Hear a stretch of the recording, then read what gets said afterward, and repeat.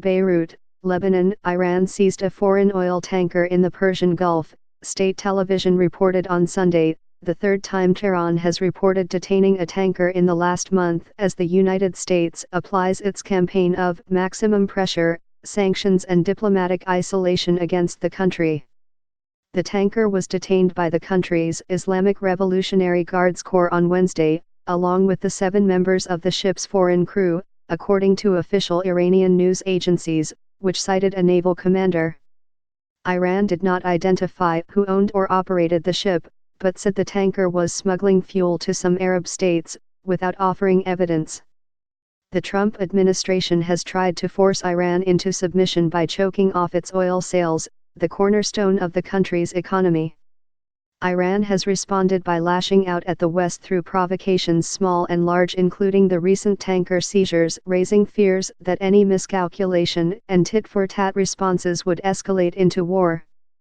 The Trump administration's stated goal is to extract a nuclear deal from Iran that is more favorable to American interests than the 2015 agreement that President Trump abandoned last year. Critics say, however, the administration has only undermined any path to diplomacy by making demands that Iran cannot accept.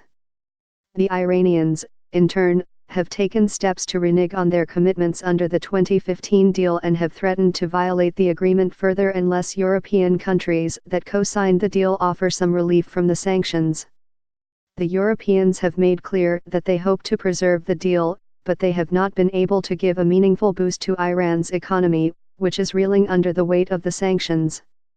That has led to a split between Europe and the United States despite their common interest in making sure crucial oil shipping routes in the Persian Gulf are protected against Iranian and other threats.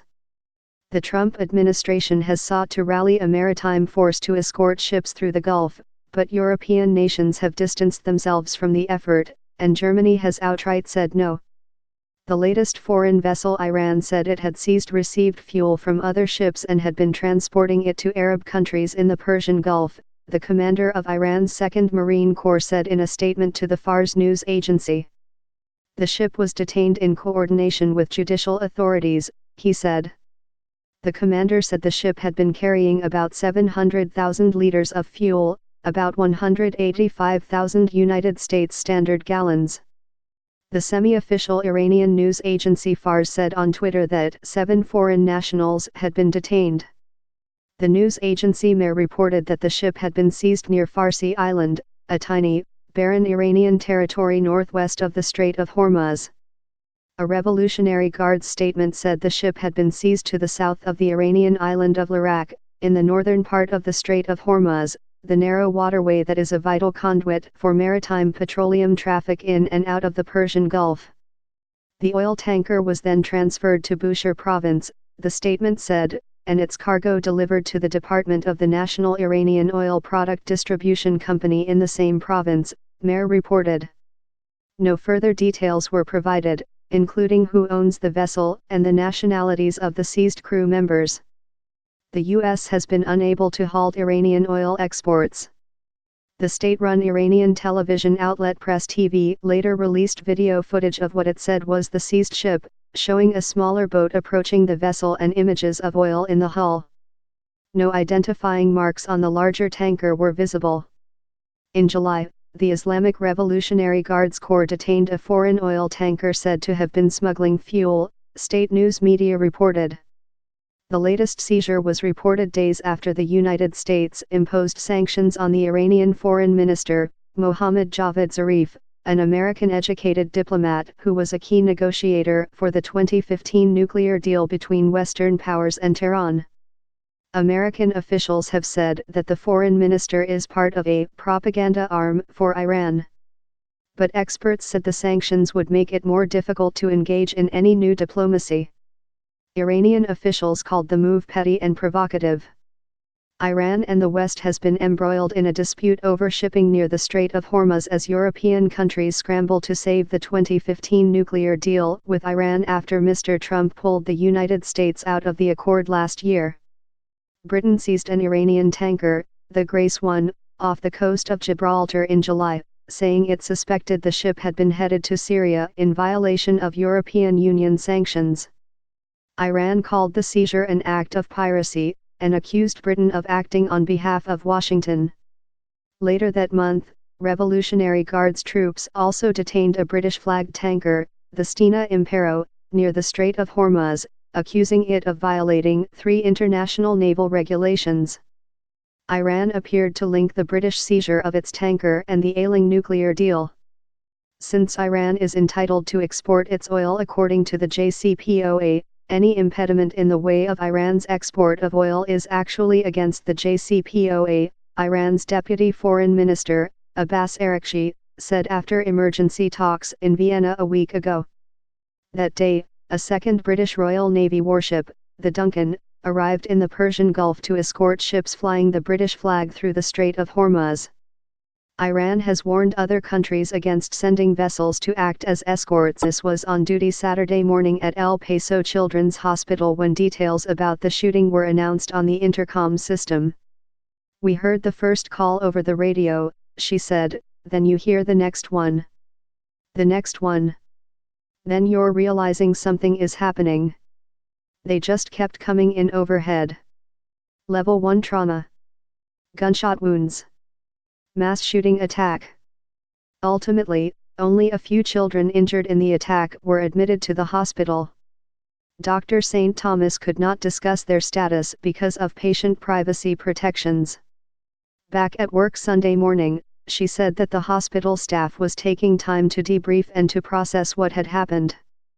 "It was a little unreal," she said. "You know when it's happening, you're just trying to remain calm, just to make sure we're prepared to handle whatever comes in.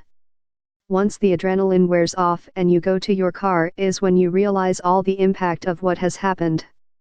The West Texas Office of Customs and Border Protection said its officers would not be conducting enforcement operations at El Paso hospitals, shelters, or a middle school where a reunification center for families has been set up.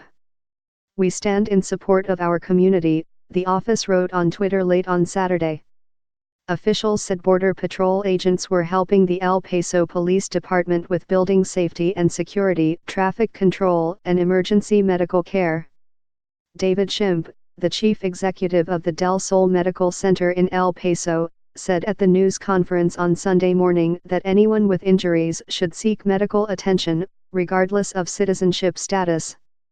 "Undocumented citizen or not, we're going to do everything we can to make sure we're doing everything we can for them," Mr. Schimpf said. El Paso residents of the city awoke on Sunday to the aftermath of a massacre in which a gunman opened fire in a crowded Walmart store, killing at least 20 people and injuring 26 others. Officials were investigating whether the suspect in the killings, a white man in his 20s from Allen, Texas, was linked to a racist manifesto railing against immigration and the growing Hispanic population in Texas. The attack is raising tensions in a predominantly Latino city that was already on edge over the federal government's targeting of migrant families. Businesses closed around the city this weekend, sports events were canceled and congregants gathered for vigils. In El Paso on Saturday night, more than 200 people gathered at St. Pius X Church for a vigil for the victims and their families. "Any of us could be dead right now, that's how close it feels," said Selena Arias, 44, a schoolteacher who attended the vigil. El Paso, the Walmart is less than 10 minutes drive from Bridge of the Americas linking El Paso and its sister city in Mexico, Ciudad Juarez, and is a regular destination for Mexican tourists who come to the city to shop and visit family.